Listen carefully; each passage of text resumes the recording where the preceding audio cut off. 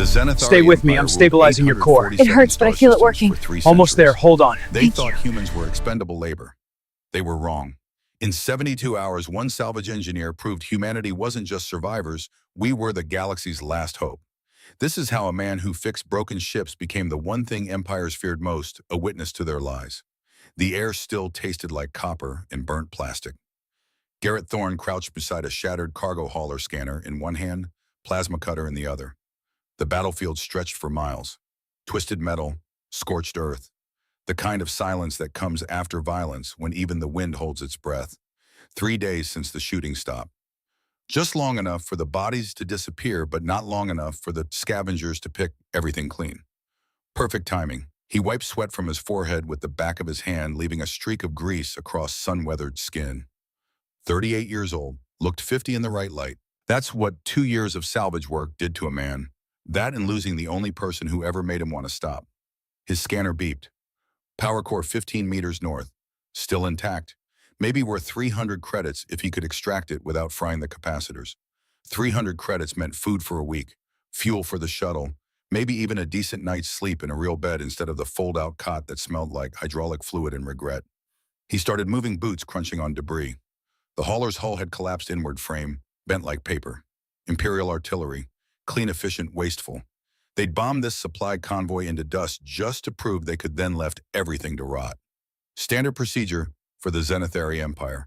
Why salvage when you could just build more? A voice crackled through his comm. Rough-weathered, carrying the weight of too many battlefields. Thorne, you copy? Garrett tapped his earpiece. Yeah, Dax, I'm here. Found a munitions cache, Sector 7. Looks untouched. We could clear 2,000 credits easy if the detonators aren't fried. Dax Varro, 55 years old, career salvager, the closest thing Garrett had to a friend in this business. They'd been working together for 8 months. Long enough to trust each other's backs, not long enough to talk about the past.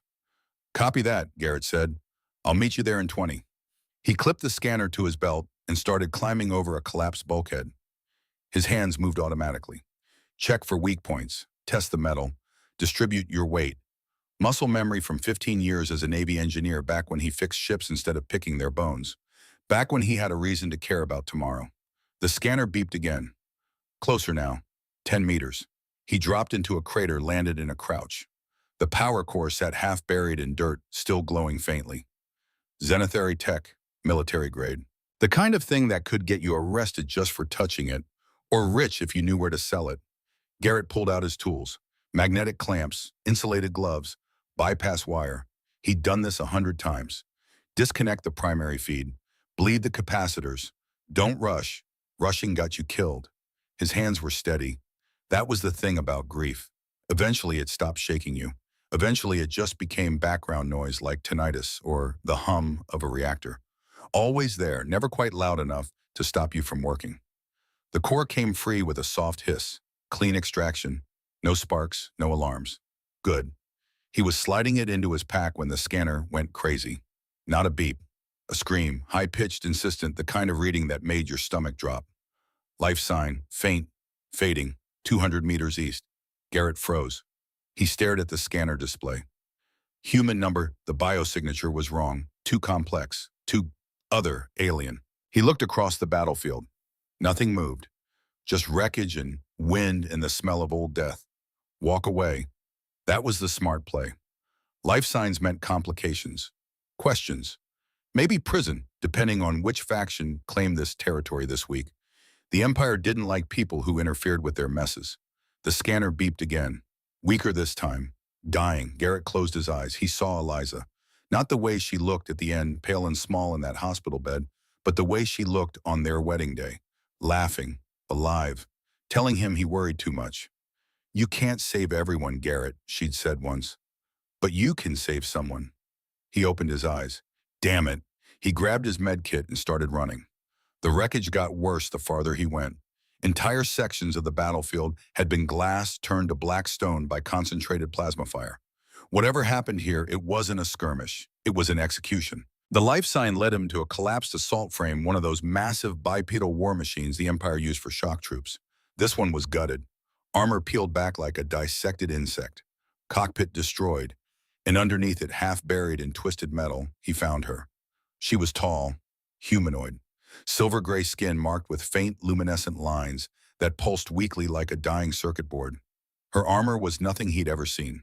Sleek, elegant, organic, almost like it had been grown instead of built, and torn apart. Plasma burns covered 70% of her body. The armor had tried to seal the wounds, but the auto-repair systems had failed. Fluid leaked from the breaches. Not blood, something thicker, darker. She should have been dead an hour ago, but her chest still moved, shallow, irregular, fighting for every breath. Garrett dropped to his knees beside her. His brain shifted into emergency mode, the part of him that could look at catastrophic damage and see solutions instead of impossibilities.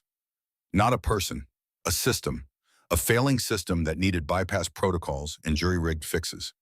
He found an access port on her armor plugged in his diagnostic pad. The display that appeared made him blink.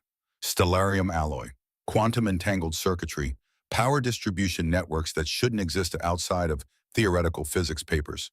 This wasn't militia tech. This wasn't even standard imperial military. This was classified, level 10, the kind of tech that started wars. And she was dying. Her armor's life support had 47 minutes of power left, maybe less. The main conduit was shattered backup circuits, fried internal medical systems offline. Garrett pulled out his toolkit. His hands moved fast. Bypass the destroyed conduit. Reroute power to vital subsystems. He connected his portable fusion cell directly to her armor grid, feeding energy into collapsing systems. Sparks flew. Warnings flashed in a language he didn't understand.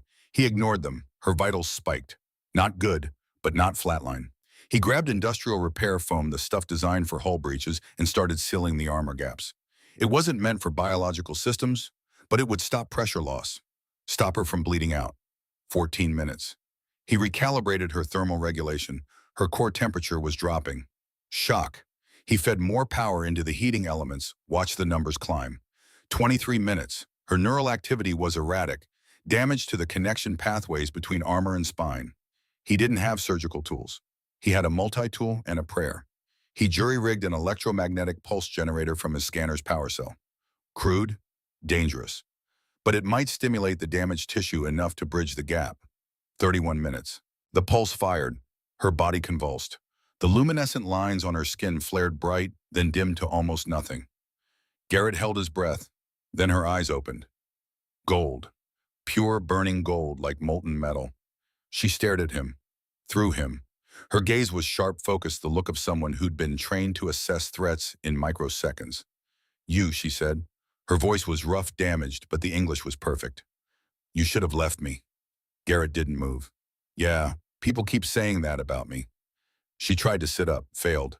Her face showed nothing, but her hand twitched toward a weapon that wasn't there anymore. Easy, Garrett said. You've got plasma burns through half your organs, or whatever you have instead of organs.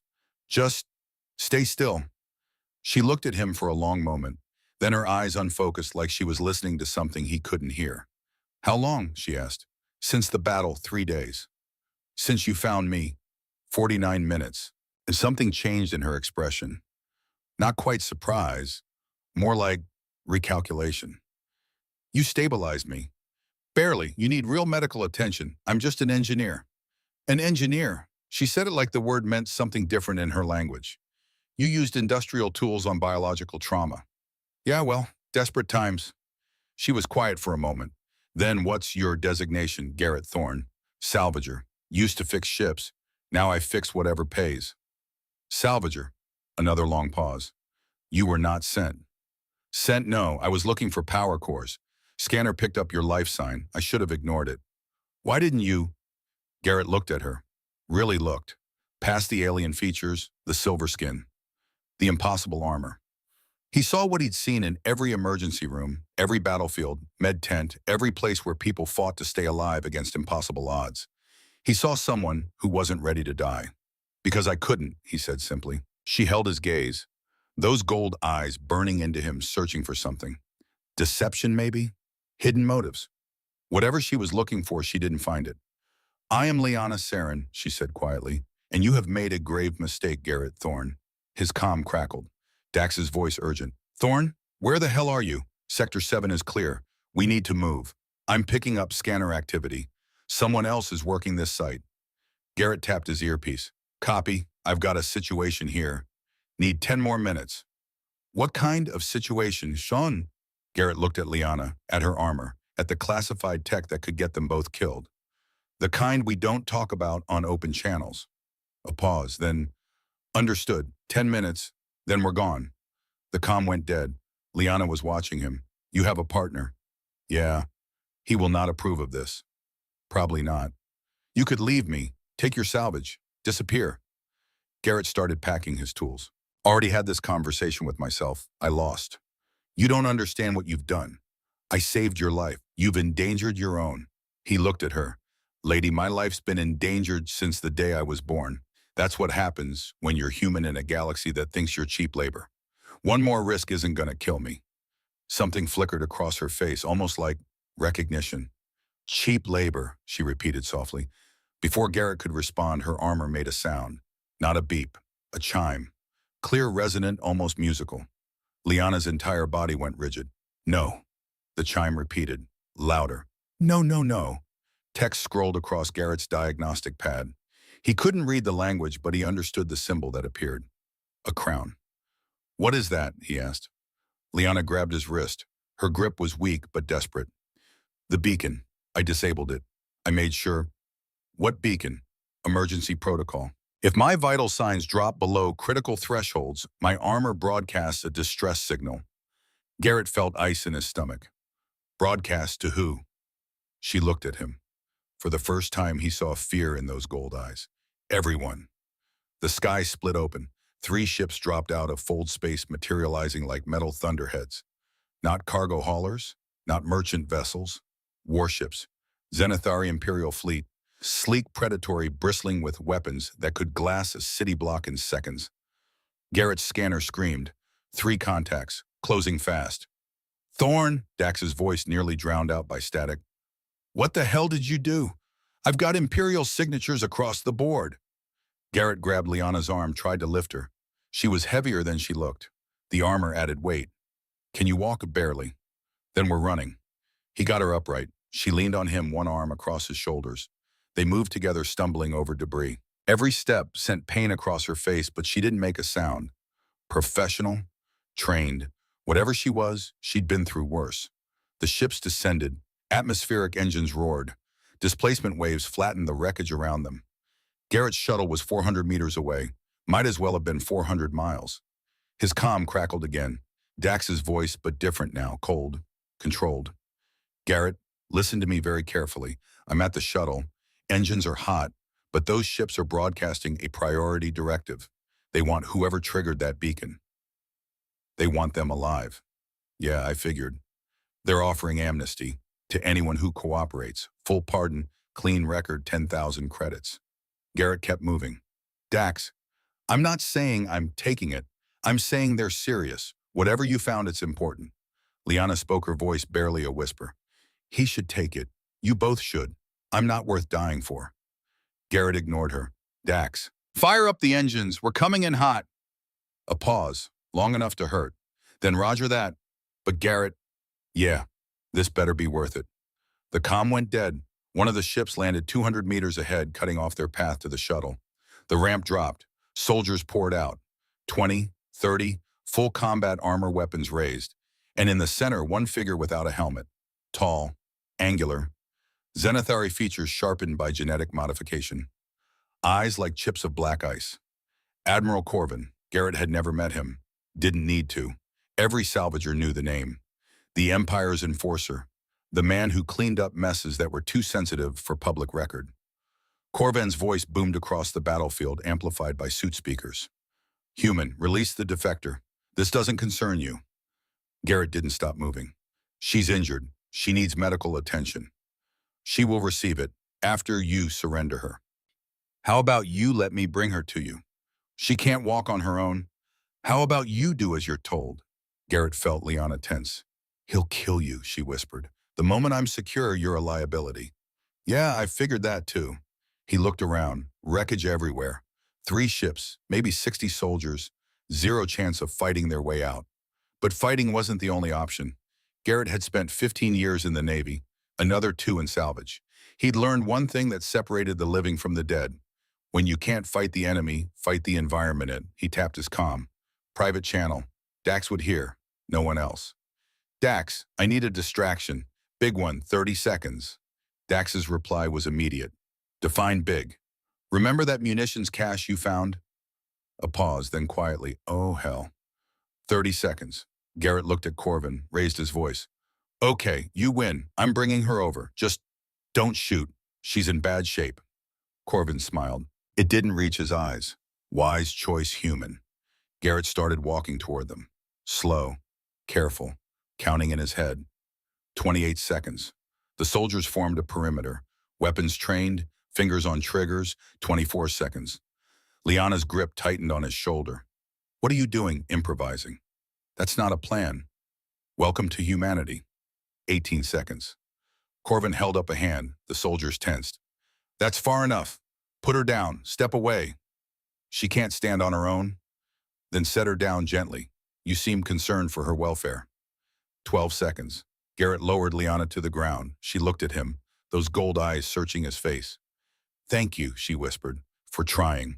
He winked. Who said I'm done? 8 seconds. He stood, raised his hands, took 3 steps away from Liana. Corvin nodded. 2 soldiers moved forward. 4 seconds. Garrett dropped flat. The munitions cache exploded. Sector 7 lit up like a newborn star. The shockwave hit before the sound a wall of pressure that flattened everything in a half-mile radius. Soldiers went flying. The nearest ship lifted off the ground, slammed back down on its side. Alarms screamed. Debris rained from the sky.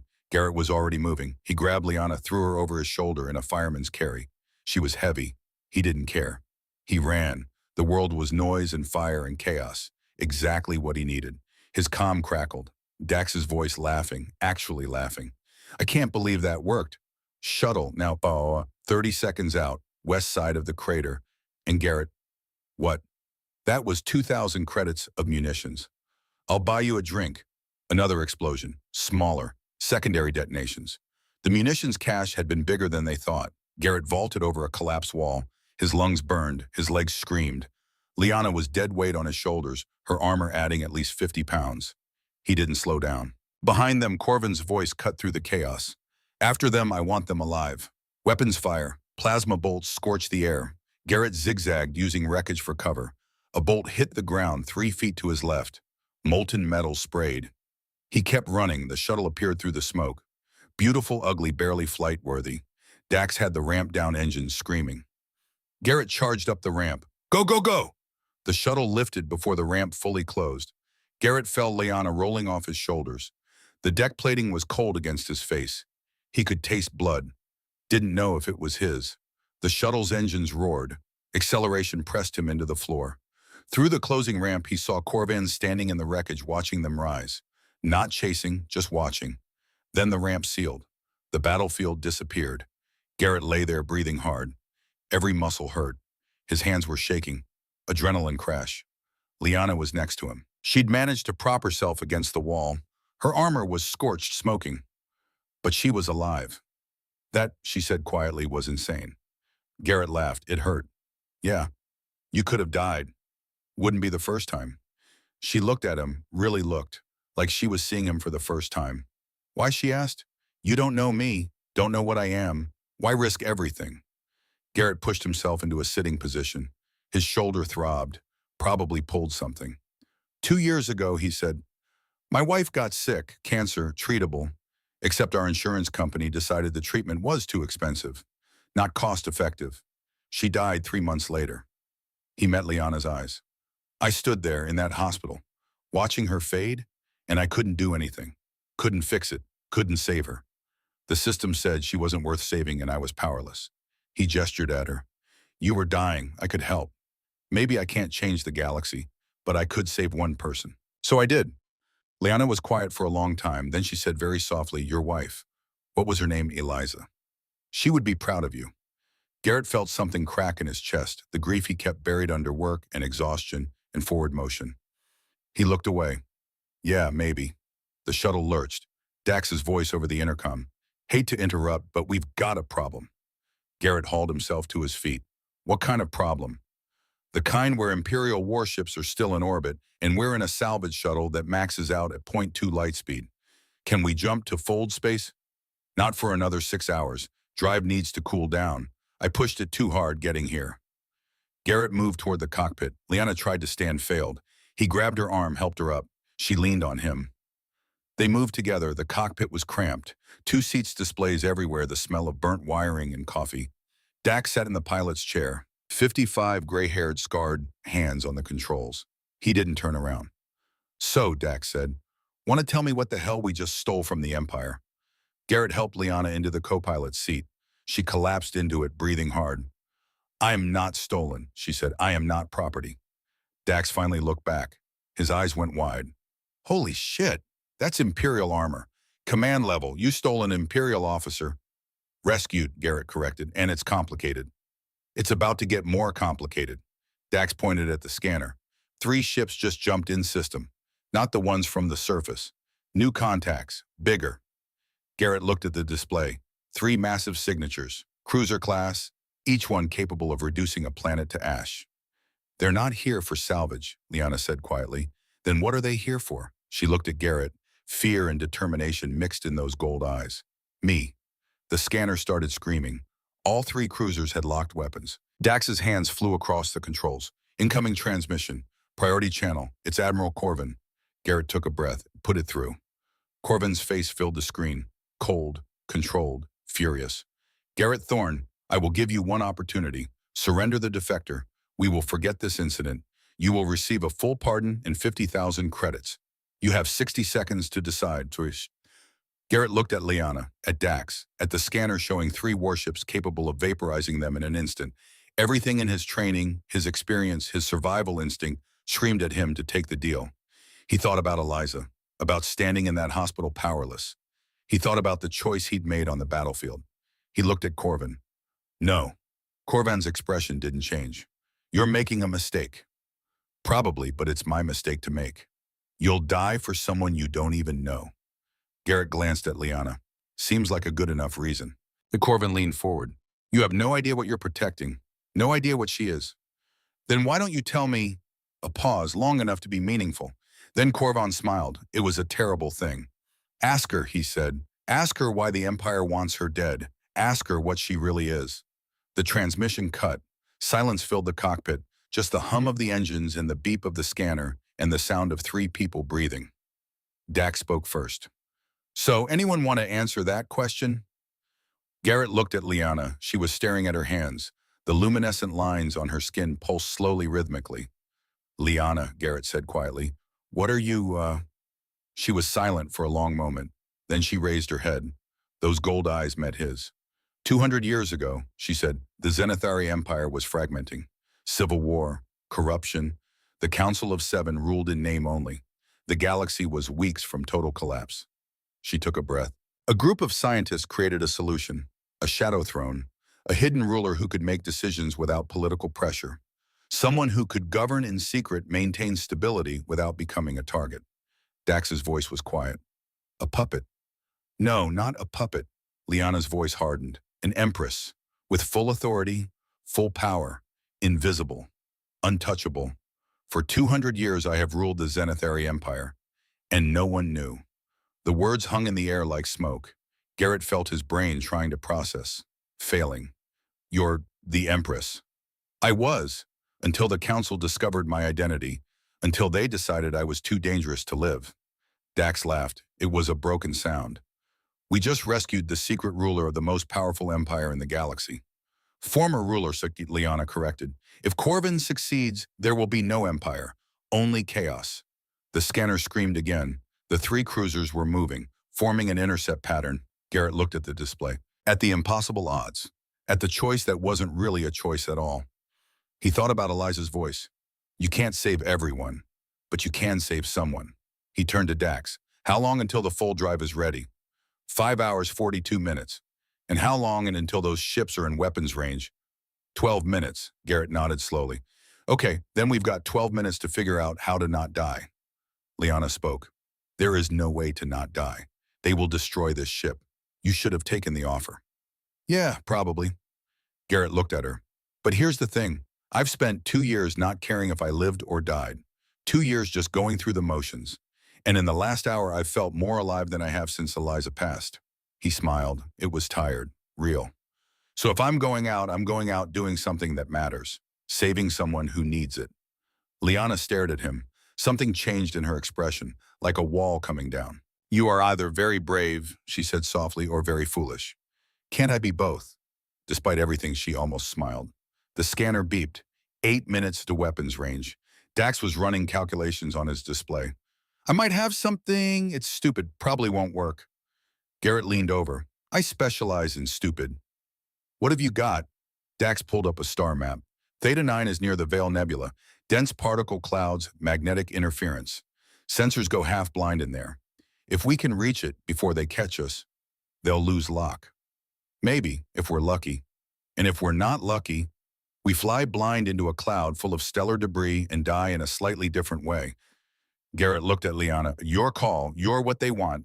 She met his eyes. I told you I am not property. This is not my choice alone. Then we're going to the nebula. Dax's hands moved across the controls. Hang on. This is going to be rough. The shuttle's engines screamed. Acceleration slammed them back into their seats. The hull groaned. Warning lights flashed. On the scanner, the 3 cruisers turned. Matching course. Closing the gap. 6 minutes to weapons range. Garrett watched the nebula grow on the forward display. Purple and blue and angry red. Beautiful and deadly. His hand found the armrest. Gripped tight. Beside him, Liana's breathing was labored. Her wounds were catching up. The adrenaline wearing off. Stay with me, he said. I'm not going anywhere. Good. 4 minutes. The nebula filled the viewport. Clouds thick as oil. Lightning dancing between particle streams. Dax's voice was tight. Entering the veil in 30 seconds. Kill all non-essential systems. We need to go dark. Garrett started flipping switches. Lights died. Displays went black. Only the scanner remained its glow, painting their faces in pale green. The 3 cruisers were right behind them, close enough to see their hull markings. 20 seconds. 15. 10. The shuttle hit the nebula. Everything went white. The nebula swallowed them whole. Colors exploded across the viewport. Purple lightning. Blue plasma streams. Electromagnetic interference turned the scanner into a strobe light, flashing warnings faster than Garrett could read them. The shuttle bucked. Hard. Something in the port engine shrieked. Talk to me, Dax! Dax's hands flew across the controls. Magnetic turbulence. Hull's taking a beating. If we stay in here more than 20 minutes, we're scrap. And the cruisers? Lost visual. Sensors are useless, but they're in here with us, somewhere. Garrett looked at the scanner. Nothing but static and ghost readings. They were flying blind through a cosmic storm in a shuttle held together with spot welds and prayer. Perfect. Liana made a sound. Not quite a gasp. More like someone trying very hard not to scream. Garrett turned. She was gripping the armrest knuckles white under silver skin. Her luminescent markings flickered erratically. How bad? He asked. The electromagnetic interference. It's disrupting my neural pathways. Armor's trying to compensate. Will it kill you? Eventually. How eventual are we talking? She managed a weak smile. Long enough to die when the ship explodes, if that helps. Despite everything, Garrett laughed. You've got a dark sense of humor. 200 years of politics. You develop one or go insane. The shuttle lurched. Dax swore.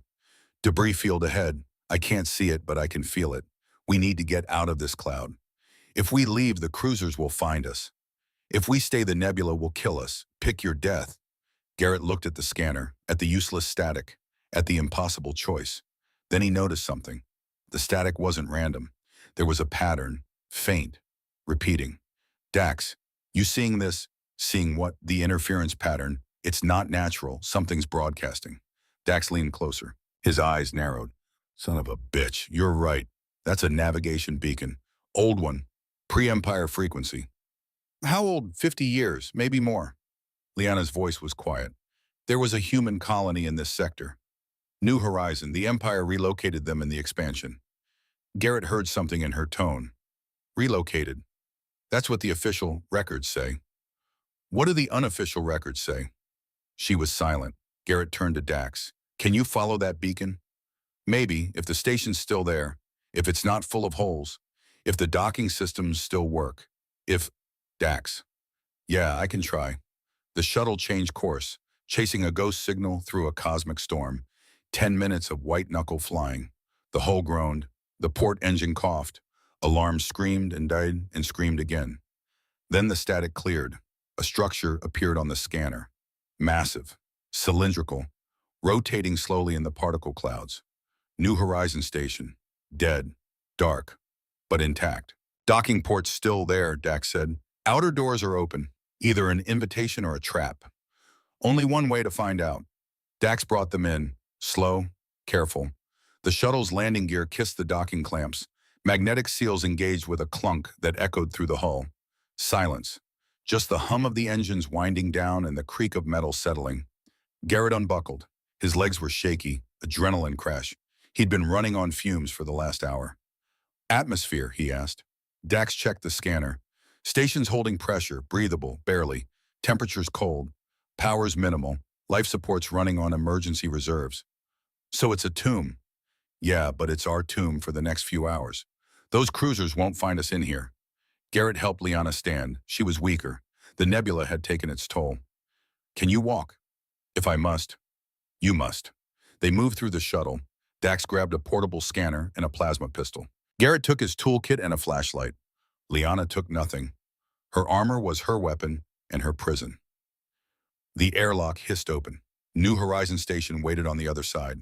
The air tasted stale, like breathing dust and old memories. Garrett's flashlight cut through the darkness.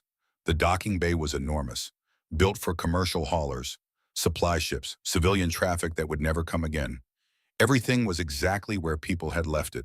Cargo containers half-loaded, tool carts abandoned mid-shift, coffee cups on workbenches. Like everyone had just stopped. What happened here? Garrett asked. Liana's voice echoed. The Empire needed workers. New Horizon had 20,000 colonists. They were given a choice: relocate to Imperial labor facilities or face economic sanctions. And I'll say 12,000 took the offer, 8,000 refused. She paused. The station was declared a hazard zone, quarantined. No one was allowed to leave. Garrett felt ice in his gut. They locked them in. The official report says there was a reactor malfunction. Everyone evacuated, very tragic. And the unofficial report, there is no unofficial report because there were no survivors to contradict the official one. Garrett looked at the abandoned tools, the half-finished work, the lives interrupted. Jesus. They moved deeper into the station. Emergency lighting flickered on as they passed motion-activated systems, still functioning after 50 years. The glow was sickly, green-white, made everything look corpse-pale. Dax found a station map on a wall terminal.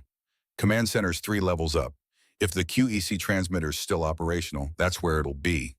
And if we run into any of those 8,000 who refuse to leave, then we apologize for being late. They took the stairs. The elevators were dead. Each level was the same. Empty corridors, sealed doors. The quiet that comes after everyone's gone and the world's forgotten why. Garrett's boots echoed on metal gratings. The sound was too loud, too present, like the station was listening. Liana stumbled. Garrett caught her. Talk to me. The electromagnetic interference. It's worse here. Something about the station's shielding amplifies it. Can your armor compensate? It's trying, but the damage from the battlefield combined with this. She winced. I don't have long. Define long. Hours, maybe less. Garrett looked at Dax. We need to move faster. They pushed harder, up 3 more levels, through corridors that felt like they were closing in. The command center doors were sealed, emergency lockdown, red lights still flashing after 50 years. Dax pulled out his toolkit. I can bypass this. Give me 5 minutes. While Dax worked, Garrett helped Liana sit. She leaned against the wall, breathing hard. Why didn't you tell me? He asked quietly. Tell you what? That you're human. She looked at him, those gold eyes unreadable. How did you know? The way you said relocated. The way you won't talk about what really happened here. You're not mourning strangers. You're mourning your people. Liana was quiet for a long moment. Then she said very softly, I was 7 years old. My family was camping in the mountains. I went to fetch water from a stream. When I came back, they were gone. Just gone. Garrett felt something twist in his chest. I wandered for hours, crying, screaming. Then I saw lights in the sky. Not stars, ships. I thought it was a rescue.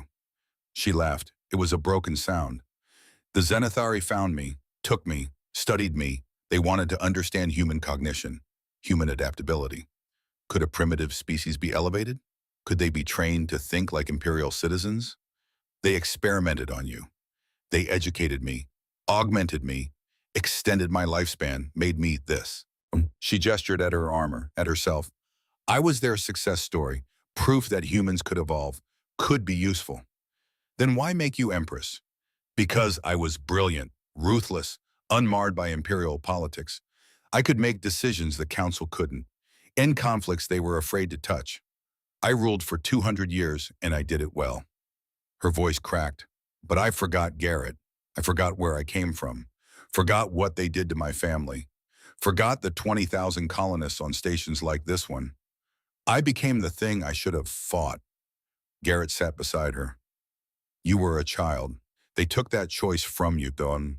That's no excuse. It's not an excuse. It's a reason. There's a difference.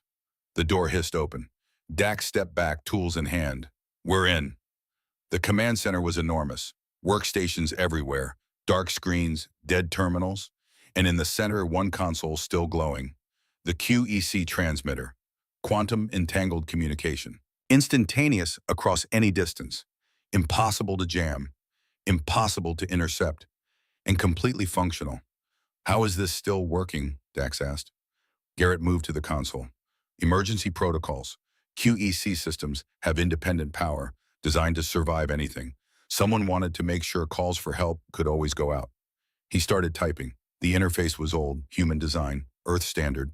His fingers remembered the commands. Can you reach Earth? Liana asked. Maybe, but that's not the play. Then what is? Garrett pulled up the station's archive servers. 50 years of data, all of it still intact, protected, waiting. You said the official report was a reactor malfunction. Everyone evacuated. Yes. Then let's see what really happened. He accessed the security logs. The final week of New Horizon Station. The footage started playing on the main screen. Day 1, council transmission, official, recorded. A Zenithari administrator on a screen, cold, formal, reading from a prepared statement. By order of the Territorial Expansion Act, all human colonists must report to designated relocation facilities within 7 days. Failure to comply will result in forfeiture of imperial protection. Day 3, station director's log, human voice, tired, angry. They're not asking us to relocate. They're demanding we report to labor camps. We've seen the reports, 12-hour shifts, no medical care, families separated. This isn't relocation. It's slavery. Day 5, emergency council meeting, 20 voices arguing, deciding. We can't fight them. We don't have weapons, don't have ships. Then we don't fight. We resist. We stay here. Make them force the issue. They will force it. You know they will. Then let them. Let the galaxy see what the Empire really is. Day 7, deadline passed. No one left. Silence for 6 hours. Then the footage switched to external cameras. Imperial ships, dozens of them, surrounding the station. Admiral Corvin's face on every screen. Younger, but the same cold eyes. You have violated Imperial directive. Surrender for processing or face consequences. The station director's response, shaking but firm. We are free citizens. We claim right of self-determination under the colonial charter. The charter has been revoked. You have 1 hour to comply. 59 minutes of silence. Then the footage showed it. The ships didn't fire weapons. They didn't need to. They vented the station's atmosphere. All of it, every section, every corridor, every sealed room where families huddled and prayed and waited for rescue that would never come. 8,000 people, suffocated, in vacuum. The cameras recorded everything. Their final moments, their faces pressed against viewports, their hands beating on sealed doors.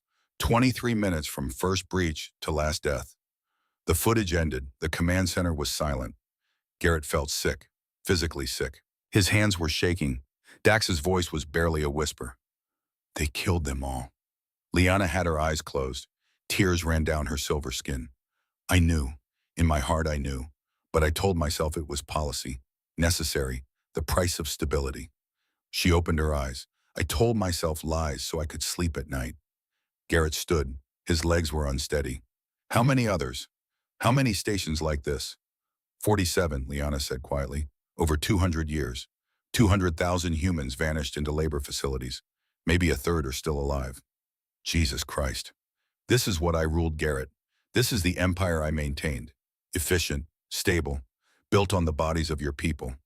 Garrett looked at the screen, at the frozen image of a child's handprint on a viewport. Small, desperate. He thought about Eliza, about the insurance company that decided she wasn't worth saving. He thought about systems that ground people into dust and called it progress. No more, he said. What? The galaxy needs to see this. He turned to Dax. Can this transmitter reach more than just Earth? Dax was already at the console running calculations. QEC's system this size I can broadcast to every major hub in the Empire. 600 systems minimum. Maybe all 847 if I boost the signal. Do it. Garrett, Liana's voice was strained. If you expose this, the Empire will collapse. Billions of people depend on Imperial infrastructure. Trade routes, defense systems. You'll create chaos. Good. Let there be chaos. Better than lies. You don't understand what you're risking. Garrett turned to her. My wife died because a system decided she was too expensive to save. Your people died because an empire decided they were easier to murder than to protect. I understand exactly what I'm risking. He started pulling files, security footage, shipping manifests, labor camp locations, financial records showing payoffs and cover-ups. Every piece of evidence New Horizons colonists had compiled before they died. Every truth the Empire had buried. This is what they died for, he said. They knew someone would find this eventually. They wanted the galaxy to know.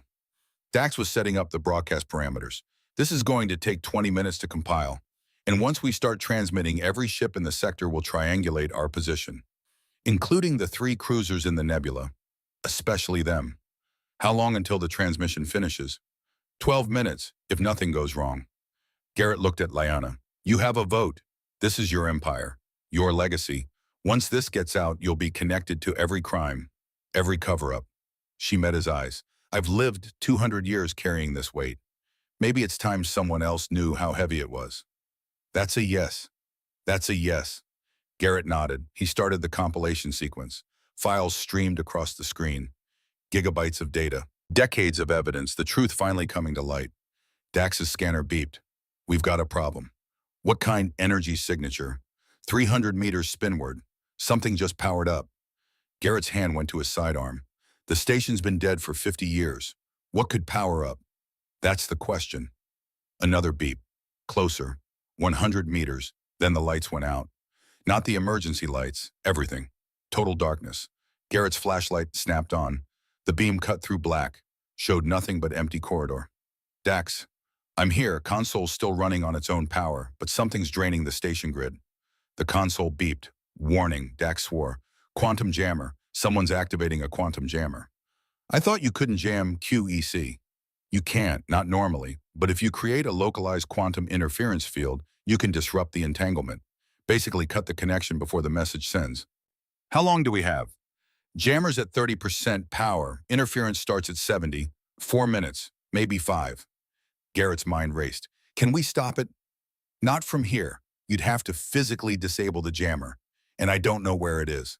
Liana stood, unsteady but determined. I know. How?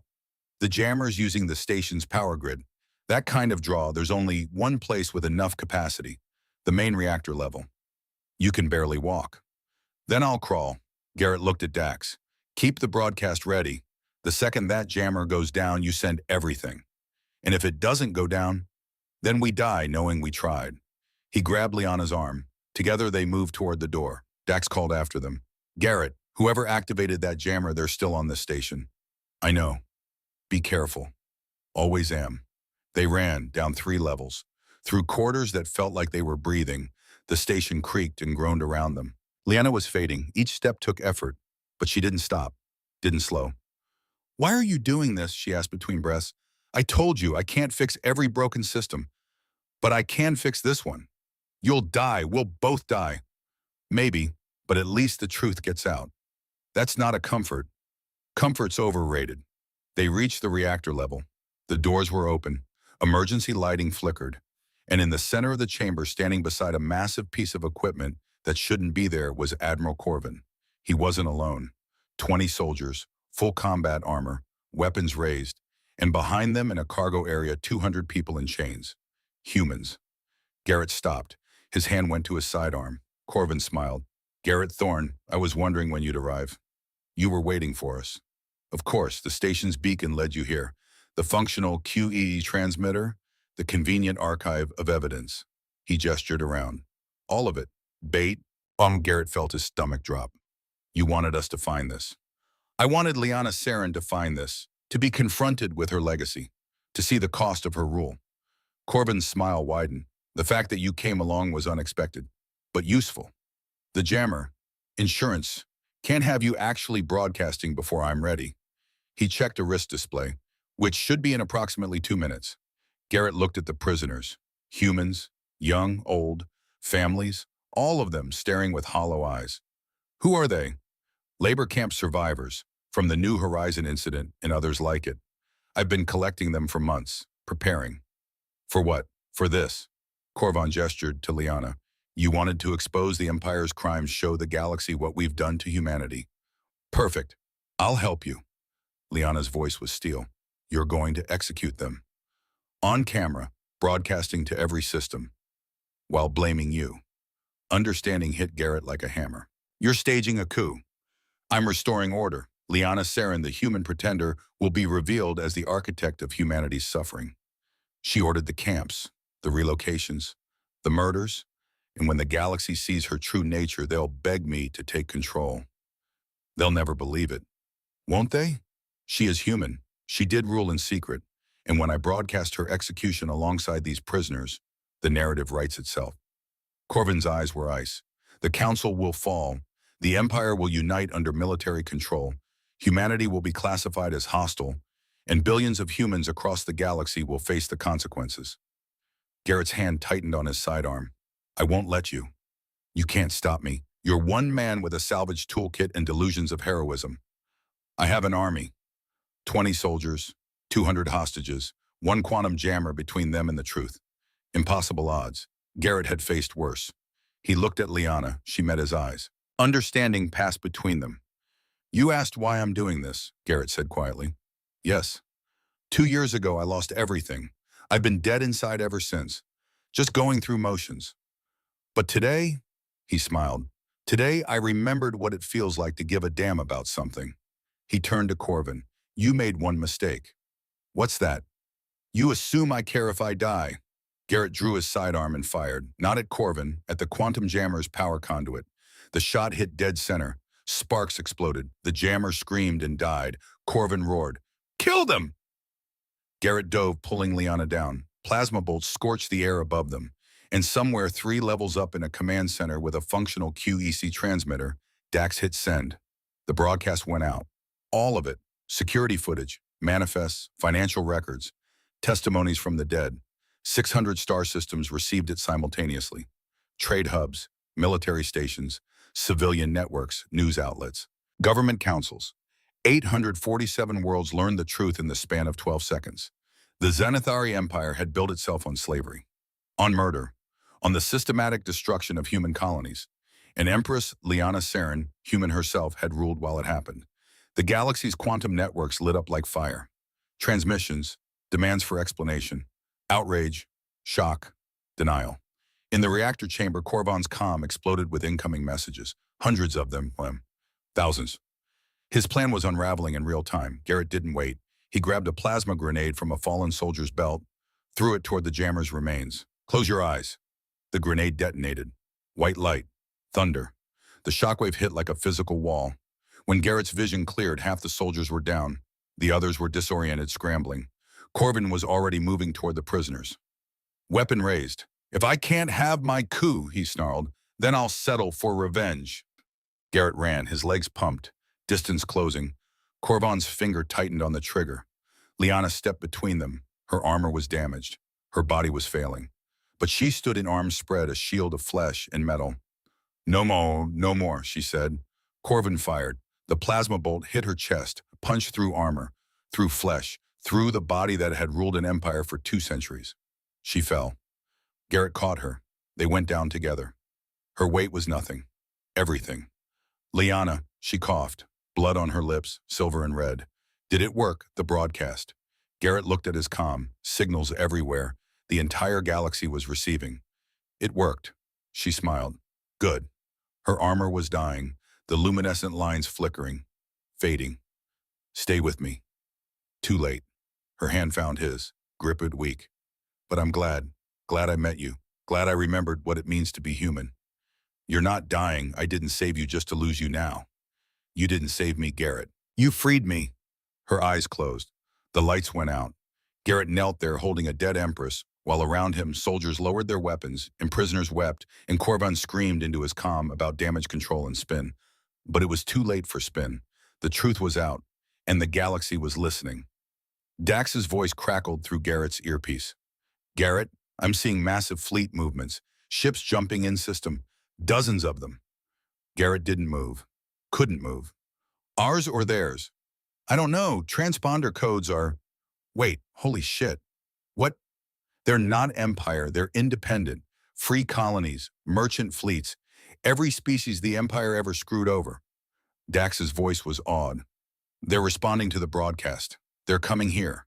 Corvan heard it too. His face went white. Sir, one of his officers said, we need to evacuate, now. No, we can... Sir, 37 ships and counting. We can't fight them all. Corvan looked at Garrett, at Liana's body, at the impossible situation he'd created. For the first time, the Admiral looked uncertain. This isn't over, he said. Yeah, Garrett replied. It is. Corvan and his soldiers fled, running for their ships, leaving the prisoners behind, leaving the truth behind. Garrett sat in the silence, just him and Liana and the weight of what they'd done. Footsteps behind him. Dax. Is she? Yeah.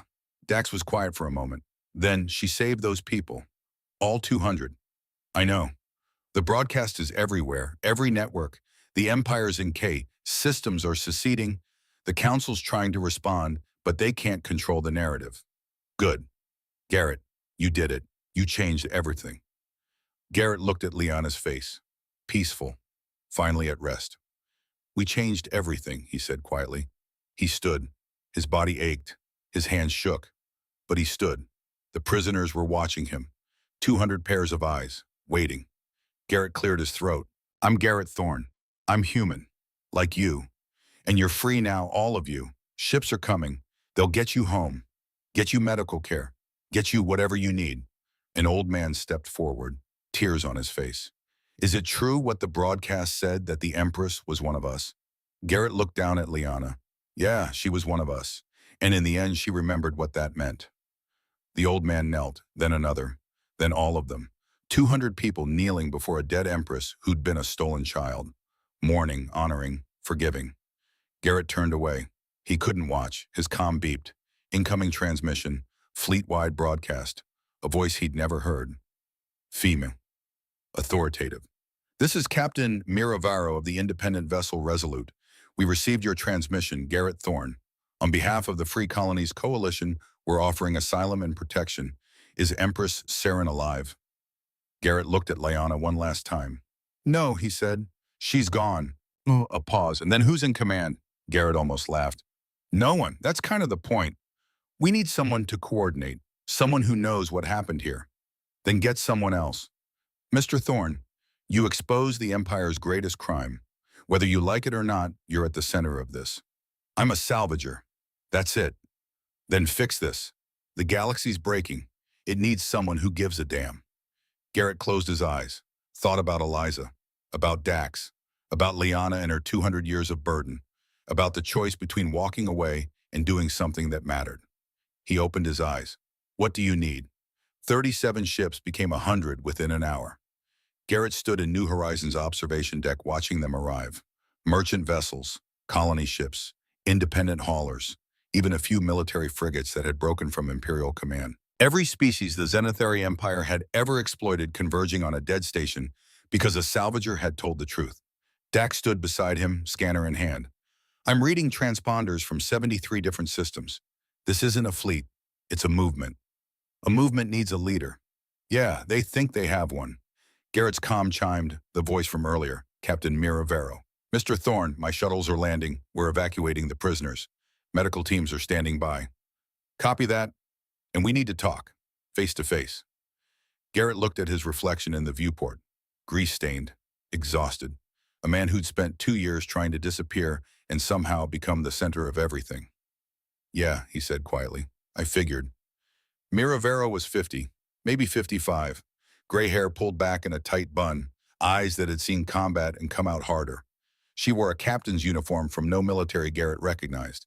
Independent, self-made, earned not given. She walked into the command center like she owned it. Behind her, two others, a Zenithari with facial scars and broken rank insignia, a human woman younger carrying a data pad. Mira stopped 3 feet from Garrett, studied him. You don't look like someone who just changed the galaxy. I'm not. I'm someone who hit send on a transmitter. That transmitter started a war. No, the Empire started a war 200 years ago. I just made sure everyone knew about it. Mira's expression didn't change, but something in her eyes shifted. Respect, maybe, or calculation. My name is Mira Vero. I commanded a frigate in the Imperial Navy, 15 years of service. Then I learned what my missions were really supporting. Labor camps, relocations, sanctioned massacres. She gestured to the Zenithari. This is Kren, former commander. His family was purged for questioning orders. The Zenithari's voice was rough. The empire I served was a lie. When your broadcast proved it, I brought my crew to stand witness. Mira indicated the human woman. And this is Dr. Amara Wells, xenohistorian. She's been documenting imperial crimes for a decade. Your evidence gave her the proof she needed. Amara nodded. What you found here changes everything. Mira pulled up a holographic display. Star map. 847 systems color-coded. 2/3 were orange, 1/3 green, a dozen red. This is the Empire as of 2 hours ago. Orange systems are in chaos. Governments demanding answers. Green systems are seceding. Red systems are doubling down, full loyalty to the Council. And the Council, silent, locked in emergency session. But their silence is telling. They can't spin this, can't deny it. They're scrambling. Dax stepped forward. What about Earth? Amar answered. Earth's government received the broadcast like everyone else. They're in shock. 27 ambassadors are demanding emergency sessions. The Secretary General is preparing a statement. Statement saying what? That depends on what happens in the next 12 hours. Mira closed the display. Mr. Thorne, 73 systems have sent representatives. They're gathering at Nexus Station. Neutral ground, they want answers. They want accountability. And they want someone to coordinate. I'm not a politician. Good. We have enough politicians. We need someone who will tell the truth. I told the truth. It's out there. My part's done. Kren's voice was quiet. The Empire has declared you a terrorist. They're offering 5 million credits for your capture. They want you silenced. Garrett felt that familiar ice in his gut. Of course they do. If you hide, they win, Mira said. They'll paint you as a radical, a liar. They'll discredit everything you exposed.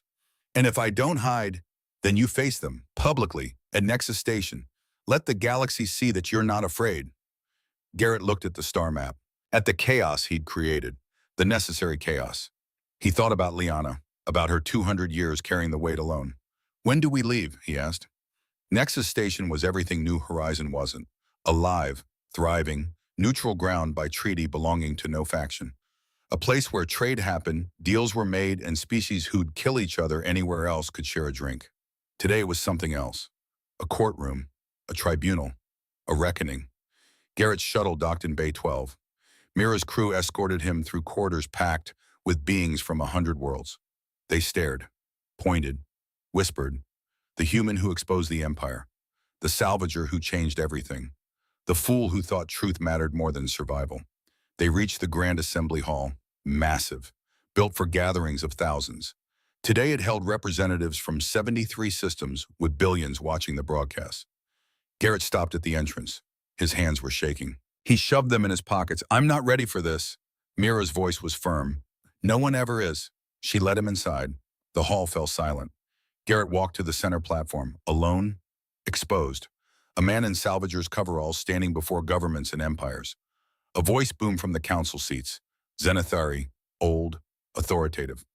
Garrett Thorne, you stand accused of theft of imperial property, unauthorized access to classified systems, dissemination of state secrets, and incitement of galaxy-wide unrest. Garrett looked up at the speaker, Council Member Taverick. one of the 7 who ruled the empire. That everything, Garrett asked. Do you deny these accusations? No, I did all of that. Murmurs rippled through the assembly. Tavrik leaned forward. You confess. I don't confess, I confirm. I accessed New Horizon Station's archives. I broadcast evidence of Imperial war crimes. And yeah, I stole a ship to get away. Seemed necessary at the time. You have destroyed centuries of stability. I exposed centuries of lies. Order requires sacrifice. Garrett felt anger spike. Hot, clean. That, what you call it? Sacrifice 8,000 people suffocated in vacuum on New Horizon. 47 stations. 200,000 humans disappeared into labor camps. You call that sacrifice? Those decisions were necessary for what profit control, making sure no one questioned your authority. Garrett's voice rose. I watched the footage, counselor. I saw children beating on sealed doors while your ships vented their air. You want to call that sacrifice? You look those families in the eye and say it. Silence. Tavrik's expression was stone. You are one man. You have no authority, no mandate. You cannot judge an empire. You're right. I can't judge you. Garrett gestured to the assembly. But they can, and they're watching now. All of them. Every species you exploited. Every colony you crushed. They all know what you are. Another council member stood. Female. Human features, but not quite human. The empire maintained peace for 3 centuries. Yes, there were costs, but the alternative was chaos. War. Billions dead. Billions are already dead, Garrett shot back. You just made sure no one talked about it. And what do you propose? Anarchy. Every system for itself. I propose you stop hiding behind words like necessary and sacrifice. I propose you admit what you did. Take responsibility. And let the galaxy decide if you deserve to keep ruling. Tavrik's voice dropped. Cold. Dangerous.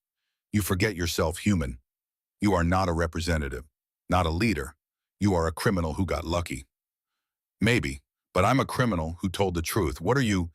The assembly erupted, representatives shouting, some supporting Garrett, others defending the council. Chaos spreading like wildfire. Tavrik raised a hand. Silence fell. Very well, Mr. Thorne. You want a reckoning? You shall have one. The council offers Earth a choice. Garrett felt ice in his spine. Surrender yourself for trial. Accept punishment for your crimes. And Earth will be granted full membership in the Zenithari Federation. Protection, trade rights, everything your species has sought for decades. Mira stood. You can't. Refuse, Tavrik continued. And Earth faces isolation, economic sanctions, expulsion from all Imperial trade routes. Your people will suffer for your arrogance. Garrett looked at Mira, at Amara, at the 73 representatives watching. He thought about Eliza, about the insurance company that made her expendable. He thought about systems that made people choose between truth and survival. No, he said. Tavrik blinked. No, no deal. Earth doesn't get membership because I traded myself for it. Earth gets membership because it deserves it. Because humans are free citizens of this galaxy, not bargaining chips. You would condemn your entire planet. My planet doesn't need your permission to exist. And I don't need your threats to know what's right. Garrett's voice was steady. You're asking me to choose between my freedom and my people's future. That's what empires do. That's what you've always done. Make people choose who's expendable. He looked around the assembly. I'm done choosing. Earth is either a free member of this galaxy equal to everyone else or it's not. But it won't buy that membership with my blood. Tavrik's face was rage barely contained. Then you have chosen chaos. I've chosen truth. If that causes chaos, the chaos was always there. You just kept it buried. Another council member stood, younger, uncertain. If we refuse Earth membership, we validate everything he's exposed. We prove that the Empire only values compliance, not justice. Tavrik rounded on him. You dare. I dare speak truth, like he did, like Empress Saren did. The young counselor looked at Garrett. She died trying to atone, didn't she? Garrett's throat tightened. Yeah, she did. Then perhaps we should consider. The station shook, not a tremor, an impact, massive, the kind that meant weapons fire. Alarms screamed, displays flashed red. Mira's comm exploded with chatter. Multiple contacts, Imperial warships, 30 vessels, heavy cruiser class. Garrett's stomach dropped. Korvan, Mira was already moving. Everyone to emergency stations. This is not a drill. The assembly dissolved into panic. Representatives running, doors sealing, emergency protocols activating. Garrett ran for the observation deck. Mira and Kren followed. Outside space was full of ships, 30 Imperial warships forming an attack formation, and leading them one massive dreadnought, Korvan's flagship. The station's comm crackled. Korvan's voice amplified across every armored channel. Nexus Station, you are harboring terrorists and traitors. Surrender Garrett Thorne, and all evidence of Imperial crimes or this station will be classified as hostile. Mira grabbed Garrett's arm. We need to evacuate. Now. He'll shoot down the shuttles. Then what do we do? Garrett looked at the dreadnought, at the impossible odds, at the choice that wasn't really a choice. We fight. Kren laughed. It was a broken sound. Fight with what Nexus is a civilian station. We have no weapons. No military weapons, Garrett corrected. But we've got 100 ships in dock. Merchants, haulers, salvagers like me. Ships with engines and cargo holds, and people who are tired of running. Mira understood immediately. Guerrilla tactics. Use the environment. Exactly. Korvan's got firepower. We've got numbers and home advantage. It's suicide. Probably, but it's suicide with a purpose. Amara burst onto the deck. I accessed the station's industrial systems. We have mining drones, cargo containers, construction equipment. Garrett's mind raced. Mining drones can be programmed for remote detonation. Cargo containers become kinetic missiles, construction equipment. Can weld emergency barriers across approach vectors, Kren finished. Create choke points. How long do we have? Garrett asked. Mira checked her scanner. Korvan's forming a blockade. He's not rushing, he's methodical. 20 minutes before he's in position to attack. Then we've got 20 minutes to turn a civilian station into a fortress. They move fast. Mira coordinated the merchant ships. Kren organized the station's defense grid. Amara accessed industrial controls. Garrett did what he did best. He improvised. Mining drones, 73 of them programmed with new targeting parameters. Not ore deposits, hull signatures, cargo containers loaded with construction debris and launched from emergency airlocks. Crude missiles but effective at close range. And the asteroid field nearby the one Nexus had been built to mine turned into a weapon. Gravity tractors pulling rocks into orbital paths. A maze of stone and ice that would shred anything moving too fast. 16 minutes. Garrett stood in the command center watching the pieces fall into place. It wasn't military perfect, but it was human perfect. Messy, creative, desperate. His comm chimed. Private channel. Mira. Garrett, I've been monitoring the Imperial fleet. They're not all moving in formation. 7 ships are hanging back, maintaining distance from Korvan's dreadnought. Why? I don't know, but it's not standard Imperial tactics. Garrett filed that away. Keep watching them. 15 minutes. Korvan's voice boomed again. Your time is expiring. Surrender now or face destruction.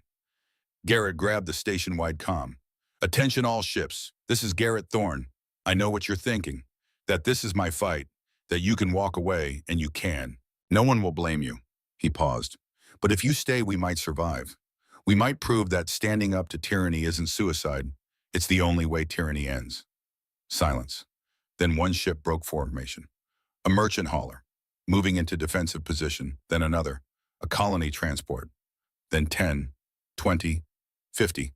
Every ship in dock moving to defend. Garrett's throat tightened. Okay, let's give them hell. 12 minutes. Korvan's fleet began to advance. Slow, steady, 30 warships against a station and a ragtag fleet. Garrett watched them come. Wait for it. Don't fire until they're committed. The Imperial ships entered the asteroid field, carefully, their shields deflecting small debris. Wait. They were halfway through, point of no return. Now. Mining drones ignited. 73 explosions turned the asteroid field into a cloud of shrapnel. Rocks the size of cars became bullets moving at orbital velocity. 3 Imperial ships died instantly. Hulls breached. Atmosphere venting. The formation broke. Ships scattering to avoid debris. Hit them while they're scattered. Cargo containers launched. Kinetic missiles with no guidance systems. But in a debris field, you didn't need guidance, just luck. 2 more ships damaged, 1 spinning out of control. But Korvan's dreadnought kept coming, shields holding, main guns charging. Garrett's comm crackled, Mira's voice. Urgent. Those 7 ships I mentioned, they're breaking formation, moving away from Korvan's command. Deserters. I don't think so. Wait, I'm getting a transmission. Encrypted. It's oh my god. What? It's from Liana's armor. The one you kept on your ship. Garrett's blood froze. That's impossible. She's dead. I know, but something's activating. The armor's quantum link.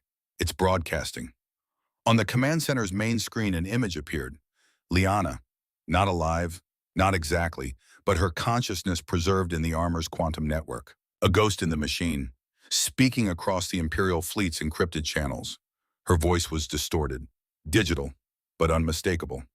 This is Empress Liana Saren, final authenticated command. I invoke Protocol Omega. Garrett stared. What's Protocol Omega? Kren's voice was awed. Emergency override. Only the Empress can activate it. It strips command authority from anyone deemed unfit. It was designed to prevent coups. On the screens, chaos erupted in the Imperial fleet. 7 ships became 12, 15, 20, officers refusing Korvan's orders, crews standing down, ships powering weapons offline. Liana's voice continued. Admiral Korvan acted without council authorization. He staged an execution to frame me. He violated Nexus neutrality. Under Imperial law, he is guilty of treason. All loyal Imperial forces will stand down. Half the fleet broke formation. Korvan's dreadnought stood alone, surrounded by ships that would no longer fight for him. His voice crackled across all channels. Rage. Desperation. You're dead. This is a trick. A fabrication. My quantum signature is authenticated, Liana's voice said calmly. My consciousness was preserved in my armor systems. This is my final command, Admiral. You are relieved of duty. No. Korvan's dreadnought suddenly accelerated. Full burn. Not retreating, charging straight at Nexus Station. A suicide run. Garrett understood in an instant. He's going to ram us. Full shields brace for the Imperial ships that had mutinied opened fire. Not on Nexus. On Korvan's dreadnought. 20 warships concentrated fire. Shields collapsing. Hull breaching. The dreadnought shuddered. Spun, atmosphere venting. But it kept coming. Garrett grabbed the comm. All ships emergency thrust, get clear of the impact zone. Too slow. The dreadnought was too close. Too massive. Then Liana's armor, still transmitting, still functioning, sent one final command. The dreadnought's engine shut down. Emergency override. Every system locked. The ship went dark. Dead in space. Drifting past Nexus, missing by 300 meters. Silence. Garrett couldn't breathe, couldn't process. Liana's image flickered. Fading. Garrett, I'm glad I met you. Glad I remembered. Thank you for showing me what it means to come home. Liana.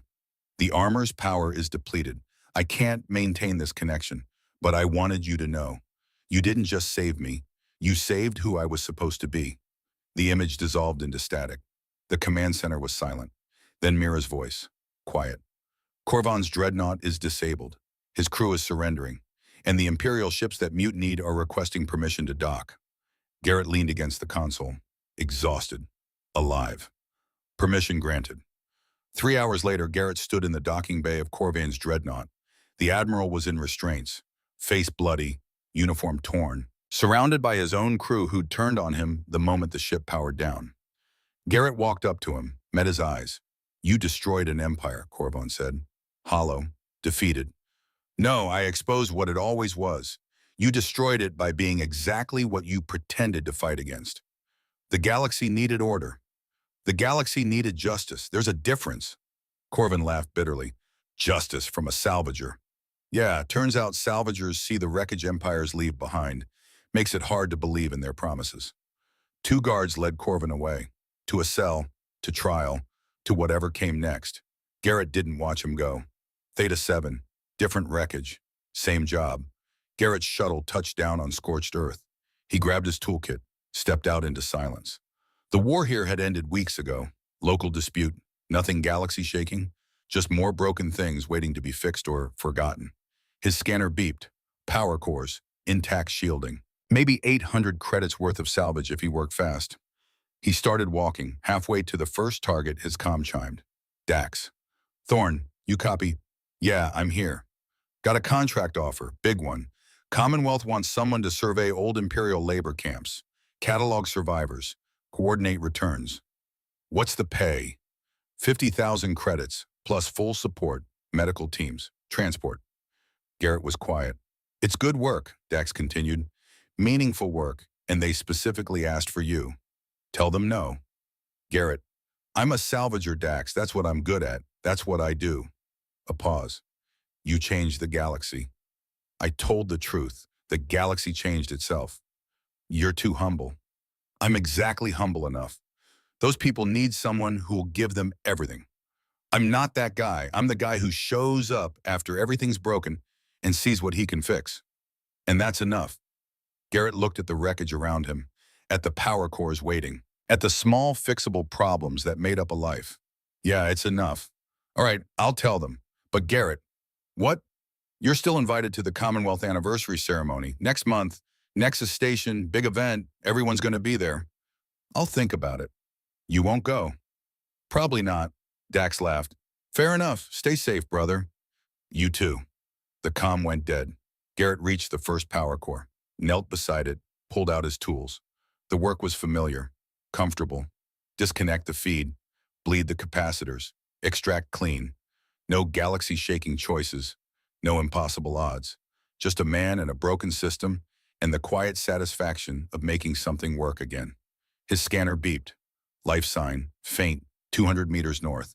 Garrett froze. He stared at the display, then at the horizon, then back at the display. He thought about Liana, about Eliza, about the choice he'd made on a different battlefield that changed everything. He thought about walking away, minding his business, staying safe. He stood, grabbed his med kit, started running, because some things never changed, and Garrett Thorne would always be the guy who couldn't leave someone behind. On Theta 7, Garrett found the source of the life sign, an alien, young, trapped under debris, bleeding out. Garrett dropped to his knees, started assessing. Bypass, stabilize, fix. The alien's eyes opened. Confusion, fear. It's okay, Garrett said. I've got you. Just hold on. Why? The alien's voice was weak. Why help? Garrett didn't stop working. Because you need it. That's enough. 27 minutes later, the alien was stable. Alive. Garrett sat back, exhausted, satisfied. His comm chimed. Job offer. Another salvage contract. Decent pay. Uncomplicated work. He accepted. Because that's what he did. Help people. Lived a life that mattered in small, quiet ways. The galaxy had changed. The empire had fallen. The Council of Seven was arrested within a week, not by force, but by their own military. Officers who'd seen the broadcasts, who'd read the evidence, who'd decided that orders weren't the same as righteousness. Tavrik and 3 others faced trial at Nexus, found guilty, sentenced to supervised exile. The empire didn't fall. It transformed. 847 systems reorganized, not as subjects of a central throne, but as a federation of equals. The Stellarian Commonwealth. Each world with a voice, each species with rights. Earth became a founding member, not through deals or compromise, but through the simple fact that humanity had proven it wouldn't bow to tyranny. Amara Wells became Earth's first ambassador. Mira Vero, commander of the Commonwealth Defense Force. Kren, head of the new Truth and Reconciliation Commission. They all asked Garrett to join them, to lead, to coordinate, to be the voice that changed everything. He said no to all of it. Billions of lives were different because of what he'd started. But Garrett Thorne was still just an engineer with grease-stained hands and a toolkit and a stubborn refusal to let broken things stay broken. And in the end, that was enough. That was everything. The stars turned, the Commonwealth grew, and on 1,000 battlefields across 847 worlds, salvagers and engineers and ordinary people did their work. Helping who they found, one small act at a time.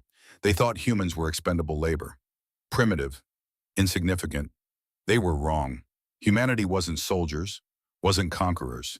Humanity was the species that saw broken things and tried to fix them, that saw suffering and tried to ease it, that stood between tyranny and the innocent and said simply, firmly, no more. And in a galaxy full of empires and hierarchies, an ancient species who measured worth in military strength, humanity became the one thing no one had expected. The conscience of the Commonwealth, not because they were special, but because they were human. And being human meant choosing compassion when the easy choice was to walk away. Every single time, without hesitation, without question, forever.